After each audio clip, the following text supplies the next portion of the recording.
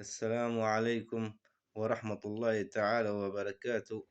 أعزائي المشاهدين والأصدقاء، دم باش بخير هاتن. طاب وقتكم ووقتكم سعيد وجيتوني على خير إن شاء الله. وسرت شعفاو سرسراء يعني على عيني وراسي، وأزول في اللون أو شنو تاني.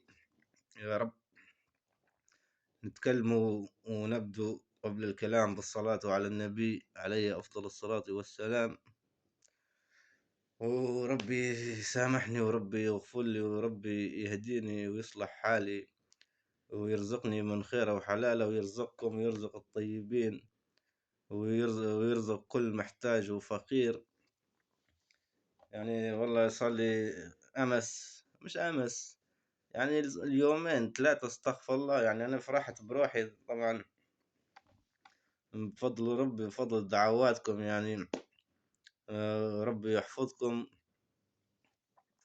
فرحت بديت نصلي، لكن استغفر الله صار لي يومين ثلاثة درت كل ذنوبي دبلين 13 مليون. استغفر الله العظيم. إن شاء الله ربي يسامحني ويغفر لي ويهديني ويصلح حالي ويصلح حال الجميع اللي قلوبهم طيبة ونيتهم صافية. ولا حول ولا قوة إلا بالله علي العظيم، واستغفر الله العظيم وأتوب إليه. يعني بصراحة أمس أنا طلعت يعني مع الساعة 6، يعني كل شيء يجي لوحده، ما خططت ليه طبعا. والله صح لي 3 أيام 4 أيام متعصب، لكن ما درت اللي درته أمس. يعني مشيت شفت واحد على المهم، أنا كنت ماشي نشري دخان، شفت واحد عمو مشيت مع الحوش. أنا والله حتى مشيت على المهم خديت بناخد حاجة، عمو عنده يشرب هو. والله من الأول هيك قال لي خذ اشرب، قلت له لا من بيش. لكن استغفر الله هيك مع التعصيب قلت مشيت شربت على المهم ربي يسامحني ويهديني إن شاء الله. وروحت الحوش وما خليت، والله ما خليت. استغفر الله، لا ربي لا رسول. استغفر الله يا ربي سامحني. وما خليت لا دولة لا شعب لا أمة. استغفر الله. لا حول ولا قوة إلا بالله.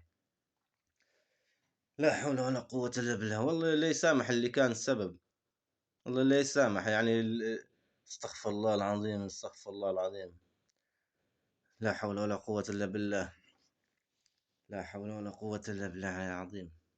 يعني أنت لما يجيك واحد يقولك ما شاء الله عليك أنت محترم، أنت زي أنت أخوي، خلاص وأنا نمشي عندك في البيت في البت، يعني كلام ما شاء الله كلام عادي ومحترمين. إيه ولما خلاص مشيت مكان تاني وصارت لقطة كلام يعني. إيه ما تحملت أنا والله. يعني قعدت ننشر فيديو يومين ثلاثة فيديوهات وقعدت نقول لما ما عادش نبي نسمع صوته ولا نسمع اسمه. يعني مشان لو في حد يفهم المفروض يفهم، لكن لا أنا مشيت خشيت شيء نفس الموضوع تذكر في اسمه يعني. خلاص وين التقدير وين الاحترام وين ما شاء الله علي. يعني تبدلي مثلا تمشي على خاطر عنده حسابين ثلاثة ولا مش عارف على خاطر شنو. وانا لو كنت متزوج ومرتي لا سمح الله مثلا تفتح بث مباشر عندها ما شاء الله عليها وتبارك الله عليها، وتمشي عند واحدة تانية مثلا ويطلع معاه واحد في المنصة ويقعد يقولها ناكلك ومش عارف شنو، وما زال يعني ما زال هذا مزح. يعني هذا الكلام فيه مزح، هذا مثلا ما في مزح هذا الكلام. خلاص والله إن كان مشيت مرة تانية مثلا مشيت ما زالت تمشي عندها وما زالت تمشي تتبع فيها مع هذه. لا حول لا ولا قوة. يعني شنو على خاطر مشان شنو يعني. وانت الحمد لله متزوجة والله اقسم بالله امس مع الساعة 12 في الليل 11 هيك مقعم زي تو فكرت قلت خلاص تو بندير فيديو بنقول تسامحني وإن شاء الله ربي يسامحني لكن بعدين مش عارف شنو صار، خشيت ومش عارف ليش خشيت عند هذيك، لقيتها نفس الموضوع، تضحك واسمه والحمد لله. اليوم والله أنا عندي حساب تاني، هذا مش لي طبعا، هذا حساب لأمي طبعا، ربي يطول في عمرها ويحفظها ويحفظ أبوي، وربي يحفظ لكم والديكم، ولو توفوا الله يرحمهم ويجعل مثواهم الجنة يا رب. آه هذا حتى هذا التليفون عموم تو قبل شوي مشي هذاك. الحمد لله أنا في الصبح هيك مع الساعة 2، حتى اليوم استغفر الله ما صليت غير لما خشينا عند أمنا مطبخ منوعات هدى، أم نور الهدى، ربي يحفظها ويطول في عمرها، وربي يرحم لها بنتها، آمين يا رب العالمين، وإن شاء الله بعد عمر طويل تتلاقوا في الجنة يا رب. بعدين مشي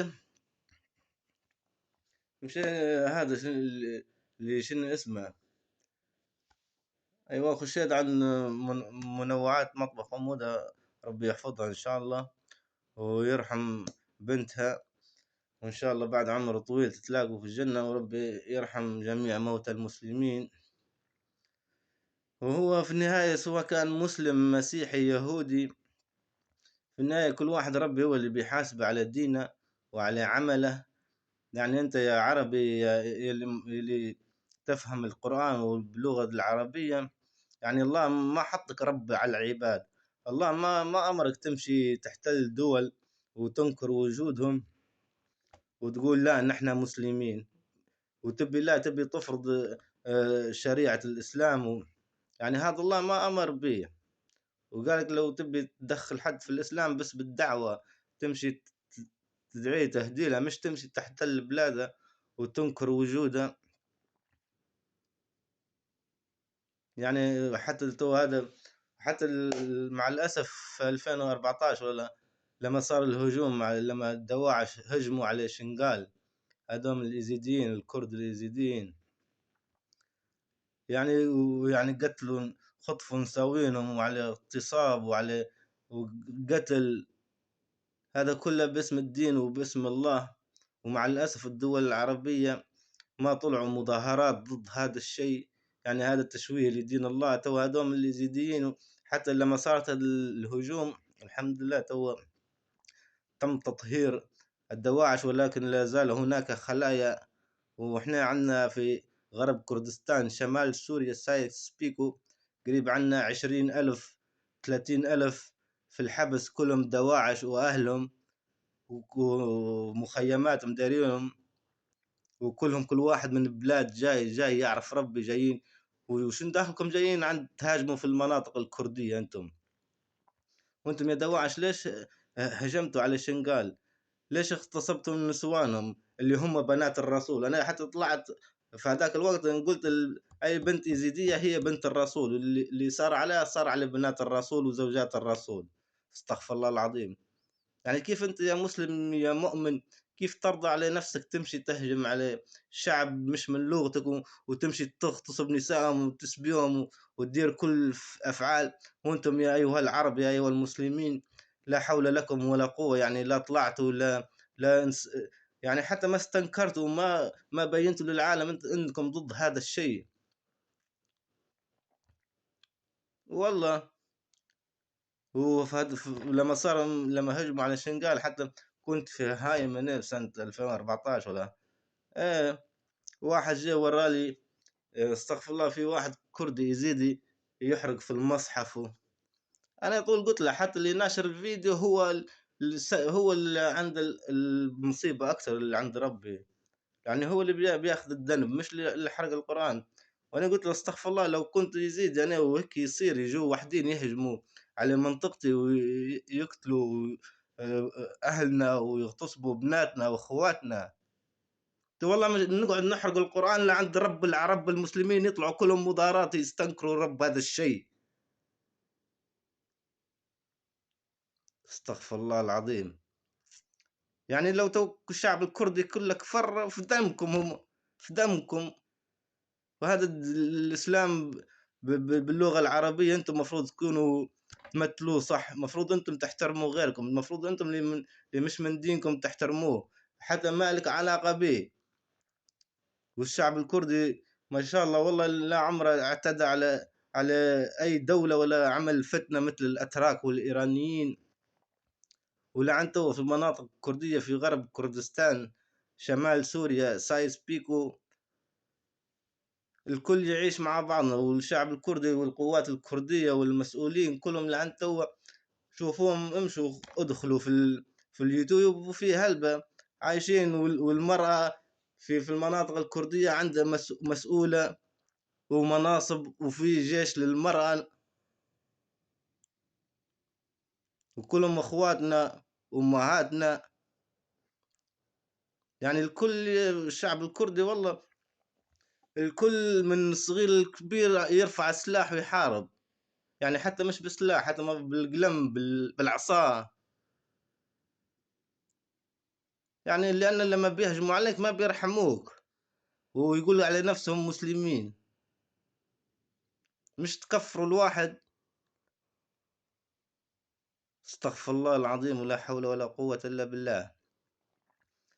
المهم، يعني أنا لو مثلا هيك بيصير مرتي بتمشي لا لا بري مع السلامة. المهم أنت، حتى أنت ربي يسترك وربي يبعدك عن هدوم هذا فرخ الحرام. لأن أنا خلاص هذا عندي بالنسبة لي فرخ الحرام. حاشا أمه، استغفر الله. وأنت فرحانة بيه، راضية بيه، وتهزي في راسك تمشي عنده،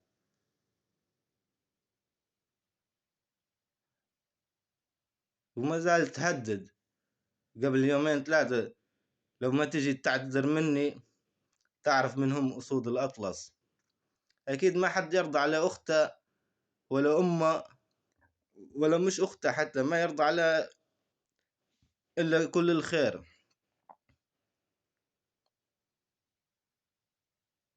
مش تجي مازال لا أنا الغلطان. صح، أنا غلطت بالكلام، أنا ما خليت حد، لا استغفر الله، إن شاء الله ربي يسامحني والله.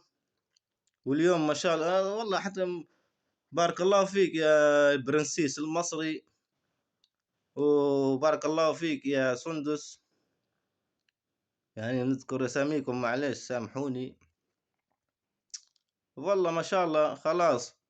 حتى قبل شوية انا هذا الحساب الثاني هذيك خشيت درت له ابعاد من القناة عندي حتى للحساب هذا، لانه مش تليفوني هذا، حتى لو لي خلاص بعيد علي.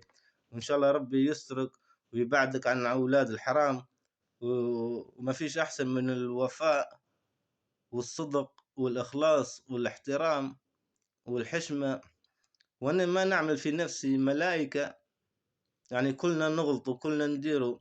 يعني حتى ربي قال لما واحد يغلط لازم يستر نفسه، ولا مش طالع في البث ما في خلاص. مش هذا زي ما يقولوا الجحا أولى بلحم طورة ولا شو يقول، ما نعرف والله. إيه، واليوم على المهم إيه، خلينا كل ما نبي نتكلم نقول بالحساب. خشيت قلت خلينا نمشي عند هذيك سندس، نسموها سندس. إيه ما شاء الله ما خشيتش، لكن الكتاب ربي يهديكم ويهدينا ويصلح حالنا وحالكم. عنوان البث لا اله الا الله محمد رسول الله، الله اكبر الحمد لله. والله بركه، صح اني كفرت استغفر الله. وحتى هي امس سمعتها، لان امس حاله استغفر الله، انا امس لا حول ولا قوه الا بالله. ان شاء الله ربي يسامحني والله. ولو غلطت والله مش خوف ولا شيء، لو غلطت في مثلا في اي بلد واي شعب، يعني هي جت وخلاص تعصيبها، شملنا الصالح مع الطالح. وما زال امس واحد جاي عندي في البث، ولا عنده ايوه يكتب هذا امير الظلام ولا شنو اسمه، يهدد يقول راح نسكر قناتك. سكرها، القناة مربوحة، نديروا غيرها وإن شاء الله تكون خير. والله أنا حاسك أنا هيك ولك هذه القناة بتسكر مشان هيك. يعني نطلب من الجميع لو حد بيخش بيشوف فيديو اليوتيوب متاعي عادي، الفيديوهات عادي لو مبيش ما فيش مشكلة. والبث المباشر نفتح فيه مشان الساعات. يعني لو مثلا نلقى حتى ممنوع تخلي كتم صوت، لو مش ممنوع وعادي اللي يجيني مرحبتين بيه نرحب بيه وعند الإذن يعني طول يمشي ما في مشكلة. لكن قبل لما يطلع لازم يقول والسلام عليكم ورحمة الله وبركاته، بنمشي نرقد بنمشي مش يجي. وحتى لما يجي مرات في ناس ما تقول السلام. واليوم يعني كنت عند بث مباشر عند طبعا واحدة ربي يحفظها إن شاء الله ويديم عليها الصحة والعافية. من بيش نذكر اسمها يعني متعرفش تقرا أحرف إنجليزي ولا شنو. في واحد خاش اسمه بالإنجليزي مكتوب تيزي ومش عارف شنو. أنا حذفت اسمه، حذفت طول التعليق اسمه طول. بعدين أنا حذفته قلت له شنو هالاسم مغيرة يعني. مشى رجع وعلق بالعربي كتبها أنا اسمي تيزي. مشيت درت له حظر 24 ساعة يعني ابوك يضبح عليك تيزي تعال تيزي روح تيزي ما تيجي. شنو الاسم بالله عليك استغفر الله العظيم. وما تحترم روحك وهو حساب ناس لا يعرفوا الحشمة استغفر الله العظيم. ربي لا يهديكم ولا يصلح حالكم يعني علاش ندعي لكم هذوم الاشكالات الخبثاء الملاعين اللي ما عندهم لا سترة لا عرض لا يهمهم سترة لا عرض. وشنو هالاسم اللي تدير فيه والله. ربي يبعدنا عليكم وربي لا يوفقكم. وحتى كان صار عندكم ملايين تأكدوا ما راح تربحوا بيهم والله. ومازال أمس جاي واحد عندي في البث يقول لي أنت ما لكش علاقة غير بأمك وأختك. يعني هذا الكلام ما في آية في القرآن تذكر هذا، ما في حديث من الرسول عليه أفضل الصلاة والسلام يذكر هذا الشيء. يعني بنت خالتك بنت عمتك بنت جيرانك بنات المسلمات ما يهمك عرضهم ما يهمك شرفهم. كيف تجي وتقول لي هذا الكلام يعني في بدال. والحمد لله ان شاء الله ربي يصلح حالنا وحالهم. لكن حتى الوحده لما يعني طلعوا واحد يتكلم في منصة لازم يتكلم باحترام وبأدب والواحد طبعا ربي يستر للجميع وكلهم محترمات اللي عندي حتى اللي مش من عندي محترمات معبيين في كل مكان. وهذا والله يعني ما في كذب من هذا الكلام، هذا في منه هذا واقع. لكن لما واحدة محترمة وهيك ترضى على روح هذا الشيء خلاص معش والله. يعني كيف مثلا واحدة متزوجة وترضى فرخ صغير يقول لها في كلام مثلا كسر راسك ولا شن هذا.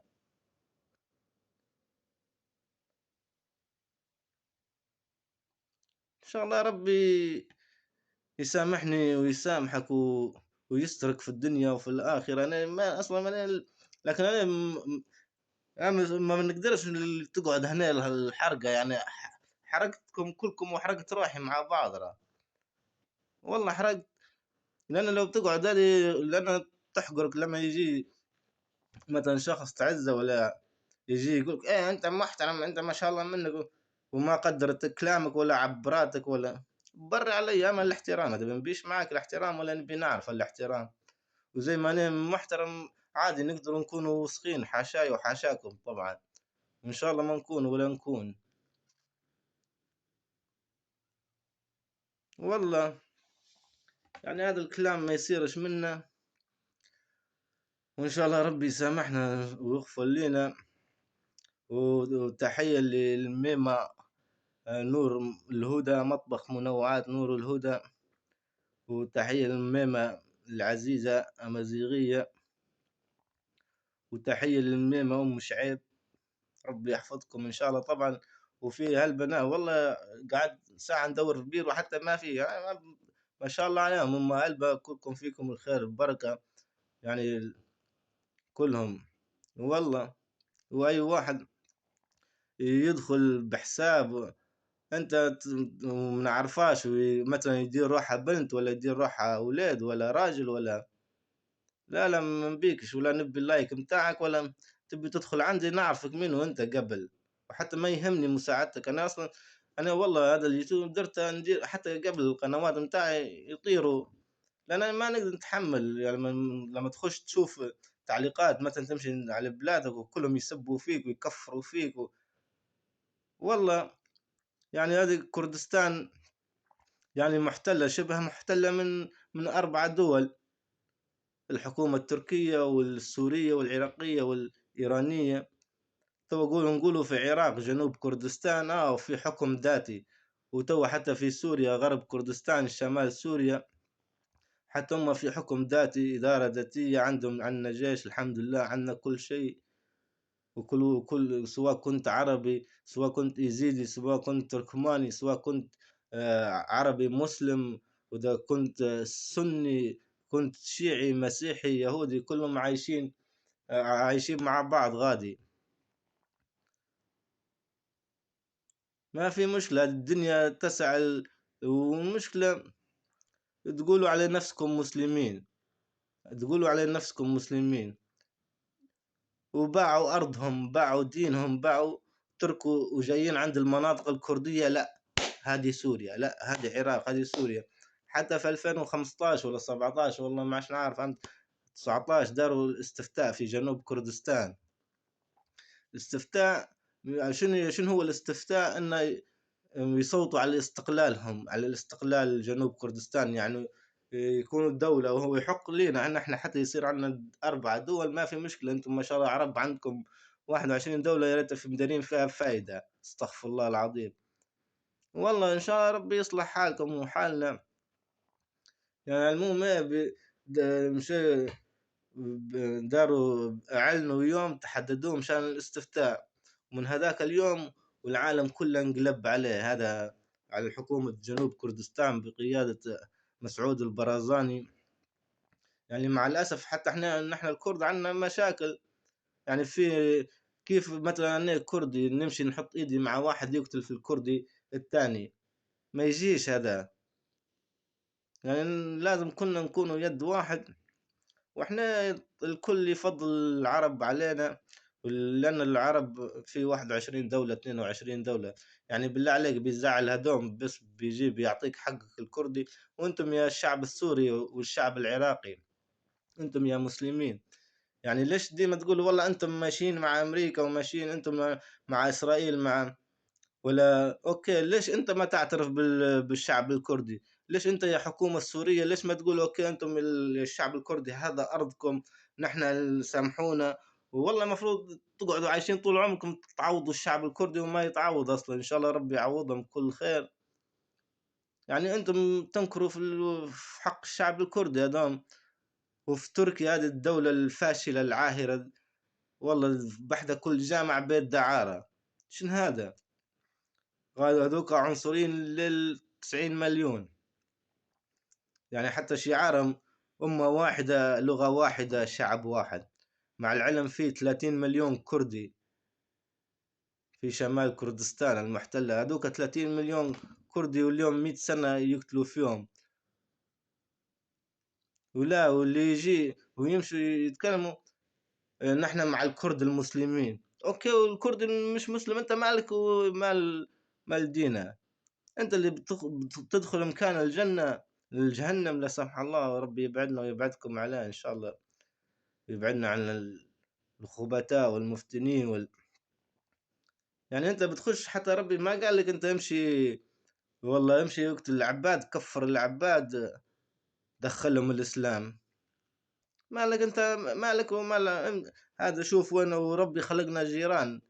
يعني سواء كنت عربي، سواء كنت تركي، سواء كنت إيراني، لازم تحترم من هو ليس من لغتك وعرقك وحتى من دينك. لا ما يحق ليك تكفره، ولا يحق ليك تحتل أرضه ولا شعبه بحجة إنهم ليس مسلمين. هذا الكلام ما قاله ربي. يعني ربي منزل 5 أديان 4 أديان، يعني ما شاء الله معنا شيوخ احنا، وإن شاء الله ربي يهدينا والله ويصلح حالنا. لكن انتم لازم بالذات هذه تو سوريا قاتلين بعضهم، سوريا السوريين قاتلين بعضهم، العرب قاتلين، هم العرب مش سوريين، العرب السوريين قاتلين بعضهم. صار فتنة بيناتهم سنة وشيعة، يقتلوا بعضهم ويقصفوا بعضهم بالبراميل وبالصواريخ وقتل، ويتحدوا مع بعض ضد الشعب الكردي. لعن تو حتى يبوا يخربوا المناطق والدولة التركية العاهرة كل يوم تقصف الشعب الكردي، كل يوم يموت منهم. ما في دولة عربية مسلمة تتكلم. أين الإسلام منكم؟ ليش ما تعترفوا بالشعب الكردي؟ وحتى حزب العمال الكردستاني ويبكى ويبش القوات الكردية دوم ماذا فعلوا لكم يا أيها العرب ويا أيها المسلمين؟ هل فتنوا بيناتكم؟ ما فتنوا. هل فتنوا بين العرب؟ لا، ما فتنوا. يعني حتى لو كان الحزب ليس مسلم، انت مالك ومالهم؟ انت لك بس بأرضك بشعبك ببلادك. وعادي، حتى يعني جار الرسول كان كافر عليه الصلاة والسلام. ونحن يعني لغتنا بروحنا، عنا لغة بروحنا، ربي أعطانا لغة بروحنا. لازم واحد يتعلم ويقرأ بيهم. يعني أنت زي ما يحق ليك تتكلم بالعربي وتحكم أرضك، يعني تتعلم وتحكم أرضك. يعني حتى الشعب الكردي يحق ليه هذا، وغصب عنكم. هذا من الله جاي حق. وأنتم مسلمين لازم توافقوا على هذا الشيء وترضوا مفروض. لكن لا حول ولا قوة إلا بالله والله. لا حول ولا قوة إلا بالله العلي العظيم. خلاص، اتحدوا مع الشعب الكردي، اتحدوا مع القوات الكردية، اعترفوا بهم. يعني حرام أنا نطلب في حقي ونقول لكم اعترفوا بحقنا. والله استغفر الله، ما تخليني نسب توا نلعنكم، استغفر الله واحد ولا الثاني. ويمشي يجوا المسلمين ويجوا أربيل عراقية، عفرين سورية، عفرين المحتلة، إن شاء الله ربي يفرج عليهم. ويعني عفرين هذه من 2018 الأتراك قصفوهم، قتلوهم، هجروهم. والله 500,000 600,000 مهجرين من بيوتهم، وتوا عايشين مرتزقة أردوغان عايشين فيها، وما خلوا لا عرض لا شيء. والله ما يعرفوا ربي هذوم جماعة الهمسات والعمشات وفروخ الحرام. لا عندكم لا دين. يعني وين بتهربوا من ربي بالله عليكم؟ وين؟ يعني هيك عندكم توا سلاح، عندكم قوة توا ربي شن بدير بشق هيك بالنص وبيردمكم وبتسكرها من جديد. والله. وإن شاء الله تتحرر عفرين وكل كردستان، وإن شاء الله يعم الأمن والأمان في كل مكان. ونحن ما عندنا مشكلة، الشعب الكردي لا عنده مشكلة مع الشعب العربي، ولا مع الأتراك، ولا مع. والله والكل جاي ضدنا ولا يعترف بيك، ويجي يقول لك ايه انتم مسلمين، انتم مالكم مالنا؟ ما حتى لو مش مسلمين، لو ما اعتدى عليك ربي قالك ما لك علاقة بي. ربي قالك ما اللي ما يعتدي عليك واللي ما يمسك واللي خلاص مالك ومال. انت تبي تدخلهم الاسلام، تبي تخلي كردستان. انت مش معترف بها، مش معترف بالشعب الكردي. انت احفاد صلاح الدين الايوبي، احفاد عبد الله وجلان، كاوى حداد. والله مش عيب هذا ولا شيء. وما زال وما يخلوا في واحد يعني بالي قاعد شو عنا شوية عقل نفكروا فيه. يعني هالحاجات كلها واللي يصير يعني يهبلوا ويكفروا الواحد. وانا قلت الحمد لله اني مسلم. والله لو ما كنتش مسلم، استغفر الله. من هذه من 2014 لما صارت مشكلة في شنغال، وحتى لما هجموا على كوباني الدواعش هدوم، لما هجموا أردوغان طول تاني يوم قال كوباني بعد يومين سوف تسقط، ولا بعد يومين. والحمد لله قعدت شهر تقاوم. صح ساعدونا الأمريكان، هم اللي ساعدونا بالطيارات. وانتم يا عرب يا مسلمين انتم سكتوا قعدتوا تتفرجوا راضيين بهذا الشيء. ولو تلقوا تو كل الشعب الكردي تقتلوهم. والله أردوغان هذا العاهر طلع يتكلم قاعد يقول كوباني يومين سوف تسقط. ومش كوباني، يقولوا عليها عين العرب. عين العرب جايين عند منطقة كردية يقولوا عليها عين عرب. برا شوف عين العرب وين. والله اسمها كوباني، تحب ولا ما تحب. وتوف عفرين المحتلة من الأتراك ومرتزقتي معدومين الشرف والضمير. والله كلهم تو صارت تركيا غادي كلها أسامي تركية، يقروا بالتركي، راضيين بهذا الشيء. لكن لا، يقولوا أنتم معاكم حزب العمال الكردستاني، هذا من تركيا، طلعوهم من سوريا. هذه مش سوريا يا حبيبي، هذوك مناطق كردية، هذوك غرب كردستان. والكردي يجي سواء كان من شرق ولا من الغرب، من أي مكان مرحبا به. ونحن على أرضنا نرفع أي علم. استنى شوية.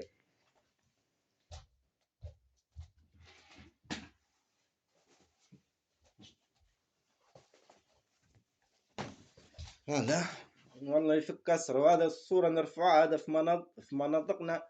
ما لكم به عبد الله وجلان، ما لكم علاقة به، نحن نرفعوه، نحن نحبوه. انت مالكم ماله؟ جاي تقول طلعوا حزب العمال من سوريا، هذيك ليست سوريا، ونحن نبوهم حزب العمال، نحن منهم وهم منا، نحن من الشعب.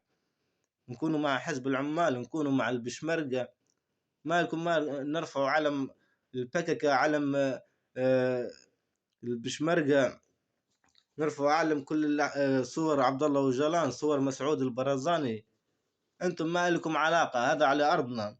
وتركيا العايرة ماشي وجاي نحافظ على امننا القومي.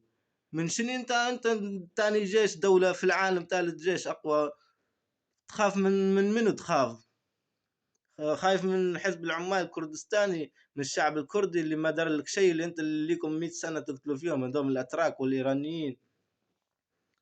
وما زال سوريا اخرب منهم. يعني طالعين في 2011 طلعوا مشان بدنا حرية حرية حرية. لما الشعب الكردي مشي معاهم مصر كانوا عقد، قالوا حتى ما اعترفوا بهم، قال خلي نسقط النظام بعدين نعترفوا به. هذا كلام. انت طالع من اجل حريتك، كيف تمنعني من حريتي حتى انت؟ وانا ما نتكلم بلغتك، انا اصلي عندي لغة تانية، اللغة الكردية، بالي نعرف نتكلم شوية، يعني حتى ما نعرف. والله وانا الحمد لله يعني صح نتكلم ونفهم، لكن مش هلبة. وعادي ان شاء الله خير وخلاص. وحتى والله في البيت يعني مع الاهل ديما نتكلم عربي، يعني عادي ما في مشكلة. هيك تعودنا وكلها خير وبركة.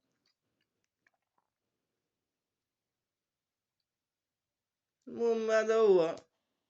والله يكفر الواحد، يعصب الواحد، ويدخلوا الإسلام والدين في الله. تبوا إعادة تربية من جديد، تبوا واحد يعلمكم دينكم، هذا استغفر الله العظيم كل شيء واضح ومفهوم. يعني خلاص احترم غيرك، وارحموا ما في الدنيا يرحمكم ما في الأرض، واستروا ما في الدنيا يستركم من في الأرض.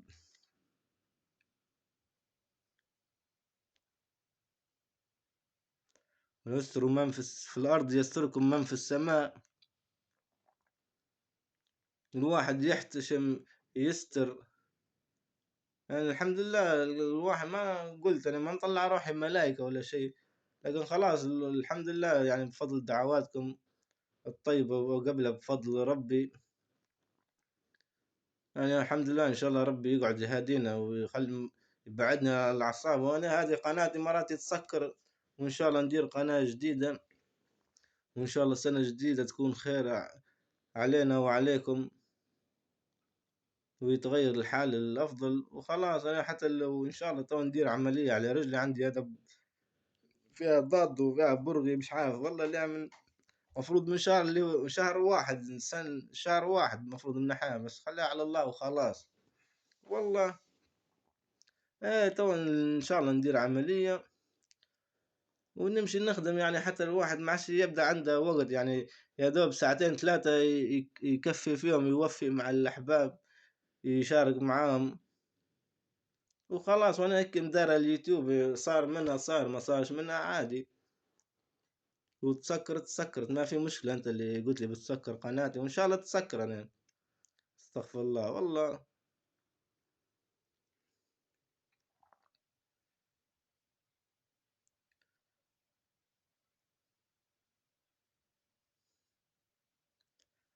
انا اعرف والله مرات في كلام بنقولوه، لكن واحد ينسى ينسى ينسى.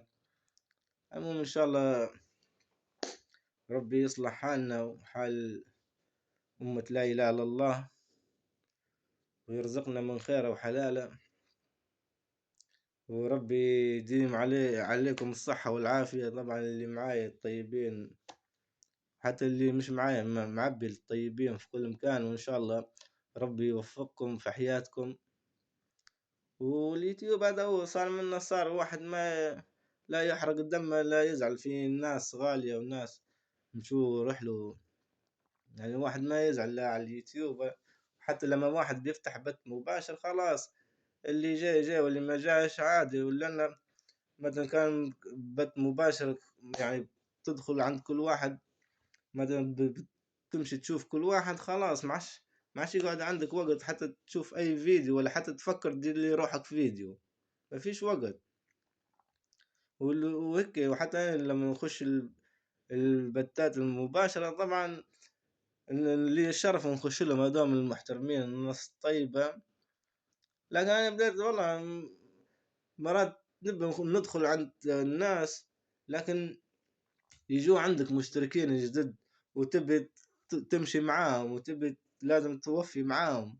يعني مرات حتى اللي كانوا عندك مرات ما عادش تشوفهم، هذول من الإشعارات ما عادش. يعني خليها واحدة واحدة إن شاء الله، وإن شاء الله ربي يوفقنا ويوفقكم في حياتكم، ويرزقنا من خيره وحلاله.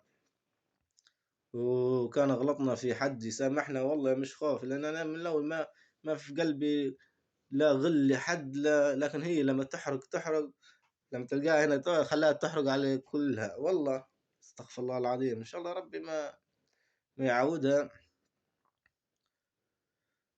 يا رب يا كل، وإن شاء الله خير والله، إن شاء الله خير. يعني معاش إن شاء الله ربي يبعدنا على الوجع الراس، وإن شاء الله ربي يستركم في الدنيا والآخرة. وإن شاء الله كل واحدة تبي تتزوج ربي يبعث لها ابن الحلال يخاف عليها ويسترها ويصونها ويخاف على عرضها، وما يرضى لها شيء، ويتفاهموا ويتعاونوا ويحترموا بعض. هذه هي الدنيا والله. وأنا الحمد لله والله من قبل أربع شهور هيك خديت قرار. يعني قلت في أوروبا، والله قلت ما راح نتجوز، حتى لو جوزت ما راح نجيب أطفال. طبعا ربي يحفظ ويستر جميع الأطفال، سواء كانوا في أوروبا ولا في أي مكان. ربي يحفظهم، وإن شاء الله حياتهم تكون كلها خير، وربي يسترهم ويسعدهم. يعني أنا هيك قلت، يعني قلت إن شاء الله تو لما ندير عملية نخدم لي 3 4 سنين، نلمد لي فلوس ونمشي أي دولة مسلمة، ولا نمشي بلادي كردستان. يعني أنا كان مشيت غادي يا حرب يا بنفجر روحي واحدة من الزوز، وعادي والله، مش خسارة. المهم واحد، ما لو أنا مسلم وواحد، أكيد أول حاجة لازم بلادي نساعدها، بلادي أولى. يعني كيف أنا بنمشي نحارب مع بلاد تانية، أو لما بنمشي ولا يقولوا لي صلاح الدين الأيوبي ما عمل دولة كردية. لو صلاح الدين الأيوبي قاعد في هذا الزمان، أول شيء كردستان حررها منكم يا المحتلين، بعدين مشى فلسطين وحرر القدس. والله بس كلهم عايشين قبل شعوب وقبائل وامبراطوريات وإمارات، وكلهم عايشين محترمين مع بعض، سواء كان مسلم مسيحي يهودي يزيدي. طبعا حتى اليهود يعني من حقهم يعيشوا، من حقهم يمشوا يعبدوا دينهم، من حقهم حتى هو. لكن من المشكلة في شنو؟ يعني ما مثلا في منطقتين 3 هم يهود، يعني في حتى عرب يهود، يعني اليهود أعمام العرب وهم أعمام بعضهم يعني، وكلنا في النهاية نتبعوا لبعض. يعني خلاص أنتم يا العرب يا مسلمين كونوا يد واحدة. ولما حتى لو بتمشوا لمنطقة تقول بتحرروها من، مثلا بتقول هذول يهود، ولا يعني لا تظلموا، لا تقتلوا الأطفال والنساء ولا الشيوخ ولا الأسرى، ما تلمسوهم ولا تنكلوا بهم، سواء كانوا يهود أو ما لكم علاقة بهم، بالعكس أنت مسلم. لما حتى هدوم عايشين على أرضك وهذا تقول عليهم أرضك، هم في النهاية في يعني يهود عرب في النهاية خلاص. أنت لما تكون قوي والقوة لله طبعا، وتكون عندك قوة، مش لازم تظلم الإنسان. يعني خلاص حتى لو أرضك هدوم تمشي، يعني لو تو هدوم الشعب الكردي القوات الكردية مشوا على عفرين توا، مشوا هجموا، خذوا لموا كم عزوزة وكم امرأة شيبانية وكم طفل وكم واحد، سحبوهم حطوهم في السيارة ومنعوا عند المناطق الكردية. ماذا ستقولون أيها المسلمين؟ ماذا ستقولون؟ والله ما راح تخلوا كبير، راح تكفروا وراح تديروا. أنا ما فهمت، والله ما فهمت من الموضوع. يعني خربت، استغفر الله. طبعا ربي يقوي في فلسطين وربي يحمي الشعب الفلسطيني، وحتى اليهود إن شاء الله. يعني حتى هم في النهاية بشر. أنتم لازم تكونوا يد واحد وأقوياء. وحتى لو اليهود في يهود في فلسطين، أو لو كان في 5 6 مناطق في فلسطين يهود، خلاص خلي هم يبوا يديروا دولة. ولا أنتم أقوياء وبلادكم، ولا خلاص قولوا تعال أنت يهودي. هذول مناطق بتسميها إسرائيل، بتسميها العصافير على راحتك. هاك تصلي وبارك، تعال بتصلي بتخبط راسك تعال. لكن لا، ما في هذا الكلام. يعني أنا نعرف لو مثلا بصير مش لما بيرحموا لا الطفل لا. واللي صار تو بس كله مثلا هالأسرة وهذول كله مشان بدلوا الأسرة بأسرة. يعني لو كان ما فيها تبديل أسرة، والله ما خلوه واحد عايش. استغفر الله العظيم، لا كبير لا صغير. وكان هذا زنوق كل مع اليهوديات. قال لك ما ملكت إيمانكم، ما ملكت عصاكم، إن شاء الله طبوا عصا على ظهركم. هذا اللي تفكروا فيه. والله خلاص. وانت يا يهودي، اي يهودي، يعني ما تجمعوا كل يهود العالم وتحطهم في ايه ليه؟ خلاص. يعني تو مثلا نجيبوا منطقة هنا ولا منطقتين، تو نجيبوا مليونين 3 4 5 كلهم مسلمين في هذه المنطقة. لا، بنديروا دولة. هي بنديروا دولة وبنقتلوا كل الناس مشانهم. يصير هذا الشيء؟ ما يصيرش. خلاص انت يهودي، من سواء كنت من اي بلد، ارجع لبلدك. والفلسطيني ولا حتى عربي يهودي يبي يمشي فلسطين، يبي يمشي المناطق اليهودية، خليه يمشي، ما حد ماسكه. والله ما نعرف، والله هذه قصة ومواضيع طويلة. وإن شاء الله خير وخلاص. وإن شاء الله حتى لو تسكرت هذه القناة، إن شاء الله القناة الجديدة تكون خير. يعني أنا حتى بنديرها مش مشان نربح منها ولا. هو أنا الربح الوحيد اللي ربحته منه والحمد لله، اللي نبي نربحه منه هو دعواتكم الطيبة. وما شاء الله عليكم، الميمة نور الهدى والعزيزة الأمازيغية والبادية الفاسية. والله أنا أسامي إن شاء الله مضبوطين. وهم هلبة ما شاء الله، ربي يحفظهم. كان تعتبروني ولدكم ولا أخوكم، نتشرف. وطبعا أنا ما ما نجامل في حد مشان نقول مثلا متزوج ولا والله إن شاء الله بعد 4 سنين كان ربي أعطانا عمر، ولا 3 سنين كان أعطانا عمر. لأن مش هي خلاص تجوز وخلاص لازم الواحد يكون عنده. وأنا والله من زمان ناوي لك، بس الحمد لله على كل حال. والحمد لله اللي خديت هذا القرار. لأن والله هذا بالذات لما يكون عندك طفل، هذا لما تشوفه يضيع قدامك، ولا لما تشوفه ياخذوه منك، ولا ما تقدر تفتح فمك، ولا والله نحرق الدنيا كلها أقسم بدين الله، وخليني نحرق روحي معاهم. عشان هيك وإن شاء الله ربي يستر كل الصغار ويحفظهم. وحتى لما بتجوز وبتجيب صغار، يعني دير مشروع قبل اخدم تجيبه وخلاص جيبه. يعني يقول إن شاء الله ربي يصلح حالنا. والحكومات العربية ساعدوا شعوبكم، يعني الشعب العربي يعني رغم إنه عنده كل خيرات الحمد لله، لكن الشعوب مع الأسف الحكومات كل واحد معاش فيه خير، معاش فيه حتى المسؤولين معاش فيهم خير. يعني النادر اللي تلقاه، يعني ما شبعتوا السرقة، ما شبعتوا حتى لو بتسرق اسرق واعطي للشعب، يعني قداش وين بتمشوا بيهم هذول الفلوس؟ ولا بيدخلوكم الجنة؟ بالعكس انت سواء كنت رئيس، سواء كنت ملك، سواء كنت زعيم، مفروض ما ترقدش ليل، تعرف كل شعبك بخير، كل شعبك يدعي لك، مش بالخوف بالعصا يدعوا لك، هذا ما في. بالعكس. وحتى تو في، طبعا بما اني مسلم والحمد لله، يعني يحق لي نتكلم على اي دولة مسلمة، ولا حد يجي يقول انت مالك علاقة. اوكي حبايبي، طبعا في المغرب صاير مشكلة، ان شاء الله ربي يفرجها عليكم ويفرجها على الجميع. يعني مشان المدرسة مدارين اضرابات اضرابات، يعني المعلمين والمعلمات ومع الحكومة، ما نعرف شنو صاير بيناتهم، يعني مشان المال، مشان عموم ربي يصلح الحال. أول شيء لما تبي تبني بلاد وتبي ما تبنيش الطريق، ما تديرش. أهم شيء المدارس والمستشفيات. العلم أهم شيء، العلم شنو هو؟ العلم نور ولا مش نكتة هو؟ يعني هو أهم من كل شيء، وأهم من الملاعب، وأهم من كأس العالم.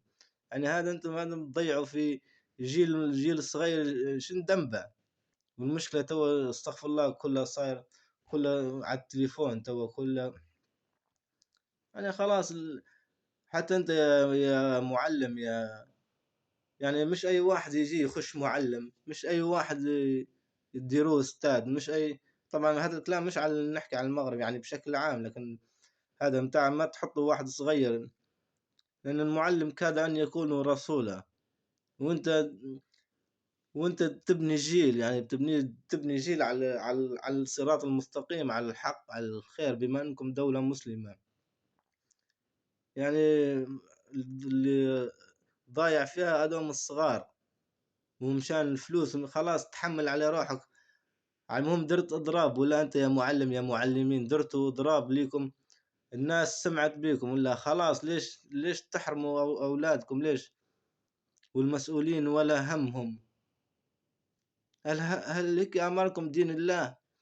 هل هذا امركم القرآن الكريم؟ ليش في جوامع عندكم؟ ليش تصلوا؟ ليش تسجدوا لله؟ ليش؟ خلاص انت عندك، انت رئيس، انت ملك، انت زعيم، يعني من الرؤساء والمسؤولين العرب، ساعدوا بعضكم، ديروا حاجة، ديروا خير، ما في احسن من الخير والله، بالذات لما تساعد الناس. هذا هو. لا، كل واحد ما يحبش يشوف التاني بخير، ما يحبش التاني يشوفه كويس. طبعا كل واحد يعرف روحه، وإن شاء الله ما نغلطوا في حد، يعني حتى نتكلموا بأسلوب، يعني واحد لما الحمد لله ماني متعصب، ولا حتى لو تعصب إن شاء الله ما عمري نتعصب، تو نديره وربي يبعدنا عن البنات وولاد الحرام. يعني خلاص أنت ساعدوا شعبكم، وأنت يا معلم خلاص، يا معلمة يلي تربون الأجيال، خلاص امسوا افتحوا المدارس، توكلوا على الله، وإن شاء الله ربي راح يجازيكم. يعني شنو، وال- وأهل الطلاب راح يدعوا لكم، انتوا بأحسن من هيك. وإن شاء الله، إن شاء الله يصفى الحال، وساعدوا الناس. والله معبي فقراء ومساكين ومحتاجين، كلها مصلحة، كلها وين في امرأة وين في بنت هذا هو يساعدوا ربها. كفرنا مرة ثانية، لا حول ولا والله هذا هو، استغفر الله العظيم، لا حول ولا قوة إلا بالله. ارحموا بعضكم، ساعدوا بعضكم. وانا والله ما ندير روحي شيخ، ولا نتصنع، لا هذا انا والله، واعوذ بالله من كلمة انا. وفي مليان زي ما ندير روحي انا ملايكة، صح نغلط، وان شاء الله ربي يسامحني، اهم شيء ربي يسامحني. وكان حد غلطت فيه، ولا غلطت في شعب، ولا غلطت في أمة، ولا كفرت بالله، ولا شتمت الله والرسول، أعوذ بالله من الشيطان الرجيم، استغفر الله العظيم، لا حول ولا قوة إلا بالله. إن شاء الله يا رب يسامحني. وأنا ما نتمنى لكم إلا كل الخير والله، وما خفت من حد، ولا يخوفني حد. ولو حتى واحد خاف، هذا مش عيب يعني، هذا شعور واحد مش بكيفه. والحمد لله، إن شاء الله ربي يقوينا على الأعداء وعلى المنافقين وعلى الخبثاء. وما نبيهم لا يجي، لا نبيهم لا يجوني، ما نبيهمش والله. حتى لو شن بيصير يصير، حتى لو بنحصل مليون مشترك ولا لا لا. الحمد لله اللي نمشي له، ما دام حتى دعواتهم مستجابة من ربي، فيهم بركة وفيهم الخير، الناس كبار هذول، ربي يحفظهم يطول في عمركم إن شاء الله. يعني هذول الخير والبركة فيهم. واللي ما عنده كبير يدير له كبير والله، يدير له، ما يقعد فلتان هيك.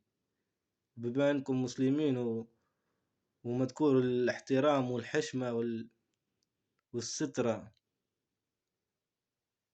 والصدق والخير والتعاون، هذا بس كله كلام.